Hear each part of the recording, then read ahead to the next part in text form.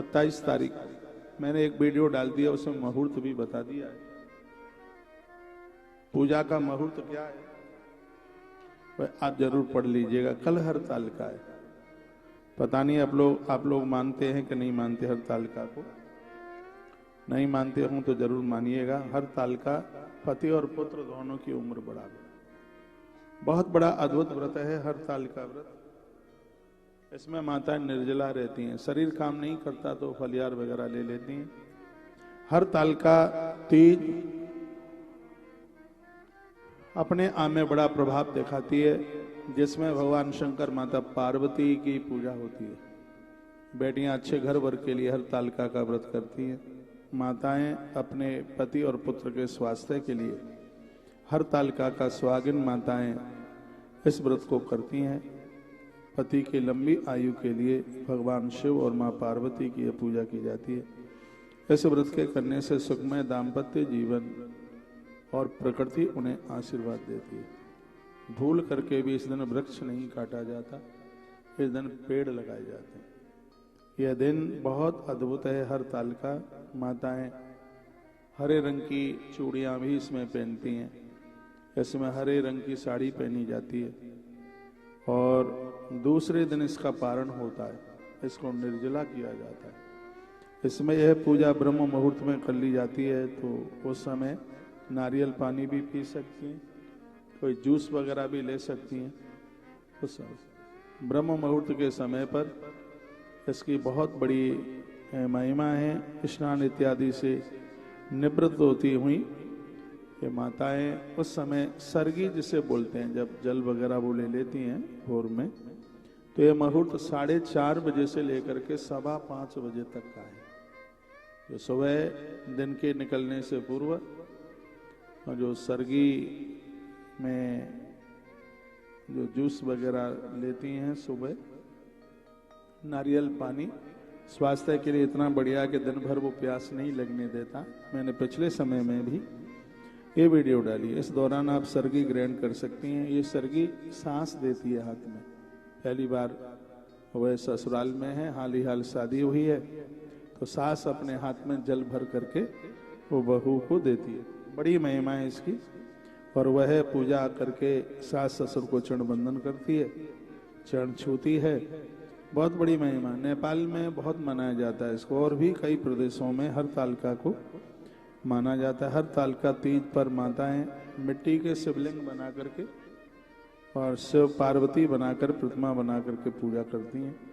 पति के लंबे आयुष के लिए, संतान प्राप्ति के लिए, जिन देवियों को औलाद नहीं है, संतान नहीं है, इससे कोख भरती है। ये निर्जला व्रत किया जाता है। इसका पारण अगले दिन सूर्य उदय के बाद होता है। जैसे दूसरे दिन सूर्य भगवान निकल आए उसके बाद में फिर इसका पारण होता है। और कहते हैं कि ये व्रत जितने भी हैं इन सब में विश्वास होवे तो ये व्रत बहुत ही ज्यादा फलदायी है। स्वयं माँ भगवती ने ये सब व्रत किए हैं। प्रमाण पुराणों में मिलते हैं इस व्रत के करने के। कुछ व्रत ऐसे हैं जिनमें कष्ट तो है लेकिन प्रभाव बहुत ज्यादा है। करवा चौथ का व्रत ऐसे ही है, छठ पूजा का भी व्रत ऐसे ही है। तो इन व्रतों को ये माताएं करती हैं, इससे उनके परिवार में खुशहाली ही दिखाई देती है। तो ये कल का जो हरतालिका का जो व्रत है, यानी कल का मतलब हो गया 26 अगस्त। 26 अगस्त को हरतालिका, ये भाद्रपद माह के शुक्ल पक्ष में स्थिति को मनाया जाता है।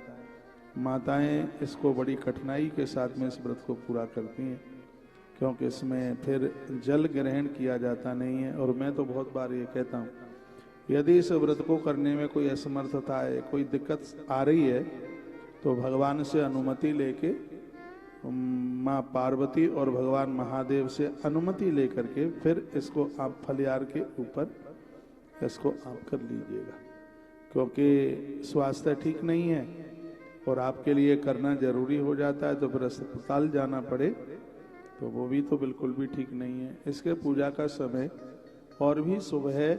ये तो मैंने ब्रह्म मुहूर्त में बता दिया। पानी लेने का, जल लेने का सुबह का 4 बज के कुछ मिनट है, 27-28 मिनट है, और 5:15 बजे तक है। इसमें पूजा के 2 मुहूर्त हैं।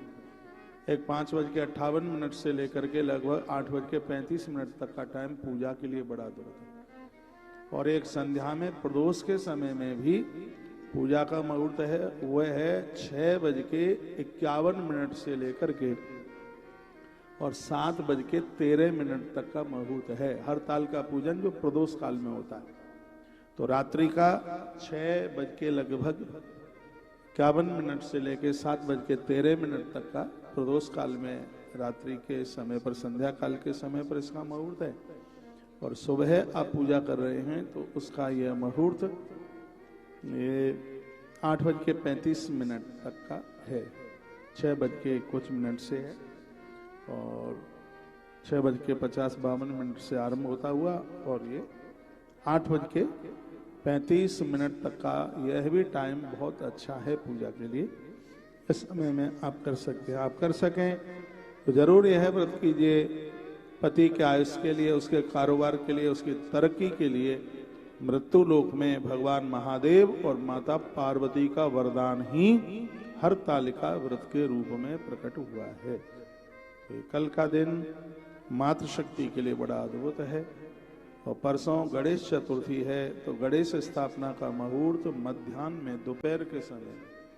आज के लाइव में मैंने बोला है कि गणेश जी दोपहर में ही प्रकट हुए, इसलिए जब भी इनकी गणेश चतुर्थी की भी कथा सुनी जाती है तो मध्याह्न काल में ही इनकी कथा सुनने का विधान ज्यादा है, दोपहर के समय में। हमारी यूपी की भाषा में तो इसको दोपहरिया गणेश व्रत भी बोल देते हैं।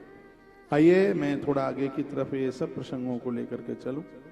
तो मुझे किसी माँ ने बोला था, किसी बहन ने, कि आपने हरतालिका की कोई वीडियो नहीं डाली। उतना टाइम सा मिलता नहीं है, इतने कामों में व्यस्तता होती है, हमें तो पता ही नहीं लगा कि हरतालिका आई गई, बहुत जल्दी कल ही आ गई। तो ये जितने भी मुझे सुन पा रहे हैं, आप ये और भी लोगों को संदेश दे दीजिए।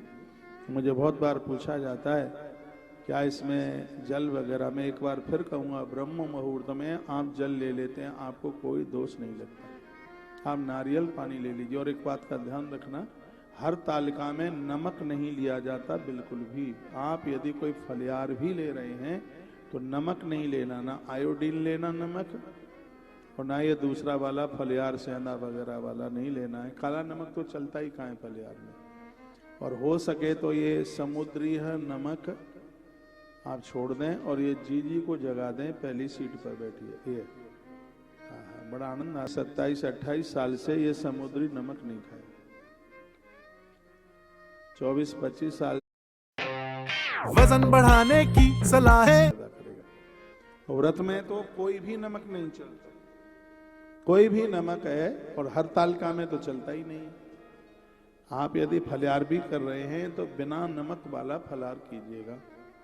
आप कर सकते हैं। बहन प्रीति दुबे, आपने रायपुर से पूछा है मुझे, तो मैं, आपको किसी ने पूछा होगा तो आपने मेरे पास मैसेज भेज दिया है।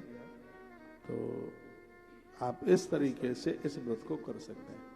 इसमें माता पराम्भा पार्वती की पूजा होती है, 16 श्रृंगार माई को चढ़ाए जाते हैं, शिव की पूजा होती है। भगवान महादेव को सफेद वस्त्र चढ़ाया जाता है, वस्त्र में श्वेत रूमाल चढ़ा दीजिए उन्हें, बेलपत्रियां चढ़ाइए उन्हें, मैया जी को गुड़ैल के फूल चढ़ाइए, मेहंदी इत्यादि ये सब चढ़ाई जाती है। और इसमें बहुत बड़े आनंद की बात है, इसमें माता पार्वती को 5 बार सिंदूर का दान किया जाता है। उसकी मांग में गिन गिन के 5 बार सिंदूर लगाया जाता है, और फिर माताएं अपनी उंगली से उसी सिंदूर को 5 बार अपने मांग में लगाती हैं। ग्रंथों में तो वर्णन है, ऐसे लाके फिर वो अपने भाल पर 5 बार ही उसको लगाती हैं। पहले वो सिंदूर माई को लगाती हैं, फिर माई की मांग से सिंदूर लेकर के वो अपने भाल में लगाती हैं। इससे नारी के सुहाग की उम्र बढ़ती है, आयु बढ़ती है, इस तरीके से। और आप हर ताल का व्रत कर सकती हैं। इसमें नाचना गाना उल्लास के साथ, बड़ी खुशी प्रसन्नता के साथ में बच्चे छोटे छोटे इसमें अभिनय करते हैं, नाटक जैसा होता है। इसमें गीत गाए जाते हैं, सावन के बहुत गीत गाए जाते हैं, मैया जी की भेंट गाई जाती है इसमें, भगवान शंकर जी के, गजानंद के, इसमें भगवान के देवी देवताओं के गीत गाए जाते हैं। बहुत आनंद होता है। हर ताल का व्रत ऐसा है। कभी आप नेपाल के कोई लोग आपको मिल जाए, उन्हें पूछिए। अपने भी देश में बहुत भूभाग में, बिहार में भी खूब मनाया जाता है, इधर यूपी का भी कुछ भाग है वहाँ भी, और राजस्थान में तो बहुत मनाया जाता है यह व्रत। तो इस व्रत की गुजरात की मुझे ज़्यादा जानकारी है नहीं, लेकिन जहाँ जहाँ मैं जिन क्षेत्रों में गया हूँ वो जो पता लग ही जाता है, माताएं बताती ही रहती हैं। तो यह व्रत इस प्रकार से मनाया जाता है। अब मैं भगवान गणेश जी की कथा की